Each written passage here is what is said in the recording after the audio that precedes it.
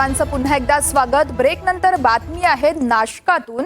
नाशिकच्या चांदवड तालुक्यात काही तरुणांनी कांद्याला भाव नाहीये त्यामुळे निषेध म्हणून कांद्याच्या माळा गळ्यात घालून खरतर मतदान केल्याचं पाहायला मिळालं आणि मतदान करण्यासाठी ते त्या ठिकाणी गेलेत। मात्र याच वेळेस पोलिसांनी त्यांना ताब्यात देखील घेतलंय आणि त्यांना ताब्यात घेतल्यानं यावेळेस काहीसा गोंधळ देखील निर्माण झाला होता। शेतकरी आणि पोलिसांमध्ये शाब्दिक चकमक देखील झाली आहे। हे तरुण गळ्यामध्ये कांद्याच्या माळा घालून खरतर मतदान करण्यासाठी गेले होते आणि याच वेळेस त्यांना पोलिसांनी ताब्यात घेतलं। अर्थातच पोलिसांनी मज्जाव देखील केला, आतमध्ये अशा पद्धतीने जाऊ नका असं देखील सांगितलं। मात्र त्यानंतर यावेळेस काहीच गोंधळाचं वातावरण निर्माण झालं। नाशिक मधली ही घटना आपण पाहतोय। पोलिसांसोबत त्या तरुणांची शाब्दिक चकमक देखील झाली आहे। तर कांद्याला भाव नसल्यानं या ठिकाणी तरुण गळ्यामध्ये कांद्याच्या माळा घालून मतदान करायला गेले होते। मात्र पोलिसांनी त्यांना अडवत गळ्यातील माळा या काढण्यास सांगितलं। यावरूनच तरुणांनी पोलिसांसोबत शाब्दिक बाचाबाची देखील केल्याचं कळतंय। तर ही दृश्य आपण पाहू शकतोय। त्या ठिकाणी काही वेळ गोंधळाचं वातावरण देखील निर्माण झालं होतं।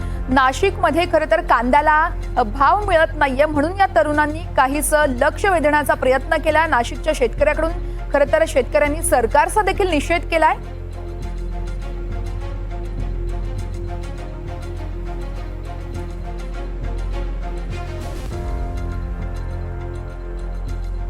तर माजी मंत्री